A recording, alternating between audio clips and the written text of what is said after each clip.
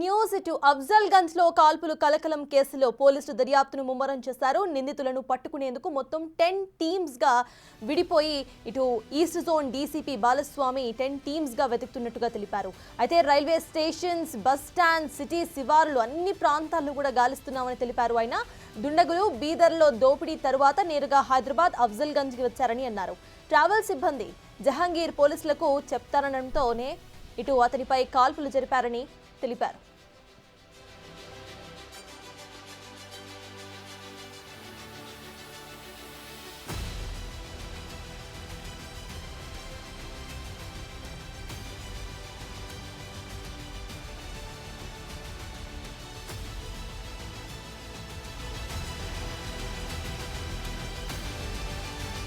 ఇక నిందితులు బీహార్ వెళ్లి ఉంటారని, త్వరలోనే నిందితులను పట్టుకుంటామని అంటున్నారు డీసీపీ బాలస్వామి.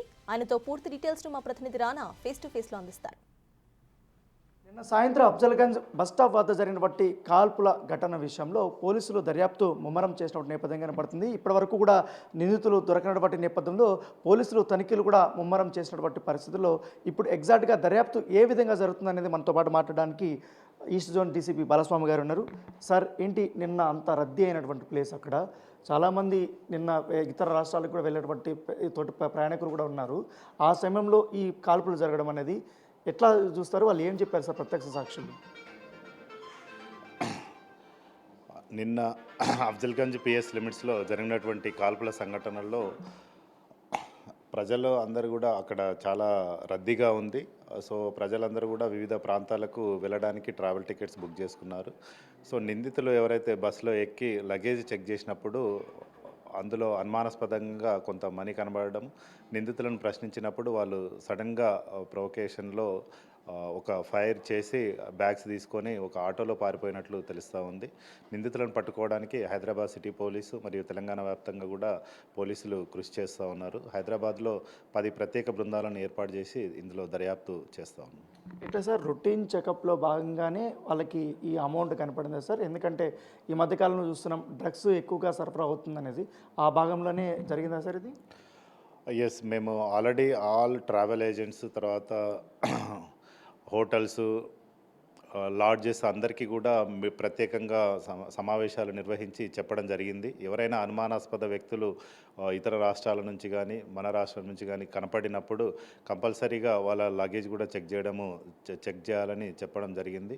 అందులో భాగంగానే రొటీన్ చెక్లో భాగంగానే లగేజ్ చెక్ చేస్తున్నప్పుడు ఇలాంటి అమౌంట్ కనబడము, వాళ్ళు ఇమీడియట్గా పోలీసులకు ఇన్ఫామ్ చేస్తాము అనే లోపలనే ఈ ఇన్సిడెంట్ జరగడం జరిగింది. అంటే బీదర్లో అంత పెద్ద ఇన్సిడెంట్ జరిగిన తర్వాత చాలా క్యాష్, లిక్విడ్ క్యాష్ని వాళ్ళు ఇంత దూరం తీసుకొని వచ్చి ఏ సమయంలో హైదరాబాద్కి వచ్చినట్టు మీకు ఇన్ఫర్మేషన్ వస్తుంది సార్? తర్వాత ఆఫ్టర్నూన్ నుంచి ఈవినింగ్ వరకు వాళ్ళు ఏం చేశారు, ఎక్కడ ఉన్నారు?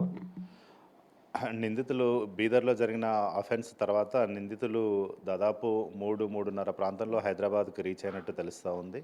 సో రీచ్ అయ్యి దాని తర్వాత వాళ్ళు 2 ట్రావెల్ బ్యాగ్స్ కూడా కొనడము, అందులో క్యాష్ అని పెట్టుకోవడము, తర్వాత టికెట్స్ బుక్ చేసుకొని రాయ్పూర్ వెళ్ళడానికి ప్రయత్నించినట్టు తెలుస్తాం.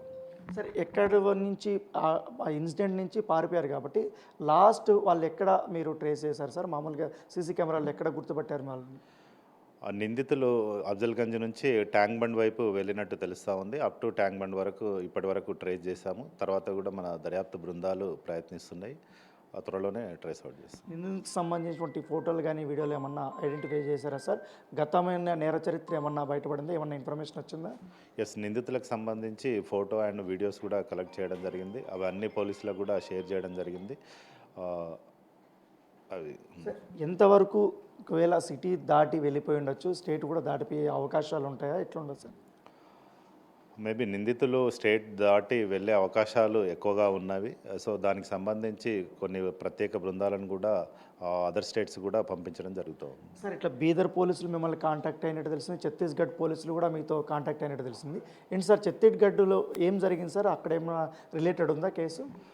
ఛత్తీస్గఢ్లో కూడా ఒక 4 days back same similar type of incident ఒకటి జరిగింది. అక్కడ కూడా దాదాపు 90 lakhs చోరీకి కాబడింది.